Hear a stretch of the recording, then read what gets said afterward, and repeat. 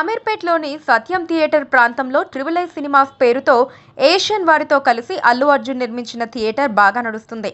ఇదే బాటలో ఏషియన్తో కలిసి పలువురు హీరోలు, నిర్మాతలు కూడా మల్టీప్లెక్స్లను ప్రారంభించబోతున్నారు. అల్లు స్టూడియోని కోకాపేటలో నిర్మిస్తోన్న సంగతి తెలిసిందే. 2-3 ఏళ్ల క్రితం శంకుస్థాపన జరిగింది. ఇక అక్కడిప్పుడు రెండో మల్టీప్లెక్స్ రాబోతోందని తెలుస్తోంది. అల్లు వారి నుంచి ఇది రెండో థియేటర్ అవుతుంది. ఇది అత్యంత విలాసవంతంగా ఉండనుందని తెలుస్తోంది. సౌండింగ్ విషయంలో హై టెక్నాలజీని వాడుతున్నారట. ఇక 4 స్క్రీన్లు ఉండే ఈ మల్టీప్లెక్స్ నగరంలోనే ది బెస్ట్ అవుతుందని అంటున్నారు. 100 ఫీట్ల స్క్రీన్ కూడా ఉంటుందని చెబుతున్నారు. డాల్బీ టెక్నాలజీతో సౌండింగ్లో ది బెస్ట్ ఎక్స్పీరియన్స్ ఇవ్వబోతున్నారట. అల్లు సినీప్లెక్స్ అంటూ రాబోతున్న ఈ మల్టీప్లెక్స్ ఇక సెలబ్రిటీలకు అడ్డాలా మారేట్టు ఉందని అంటున్నారు.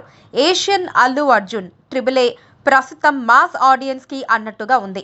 అయితే ఈ సినీప్లెక్స్ మాత్రం క్లాస్ ఆడియన్స్ కోసం, సెలబ్రిటీల కోసం అన్నట్టుగా చాలా రిచ్ గా ఉంటుందని సమాచారం.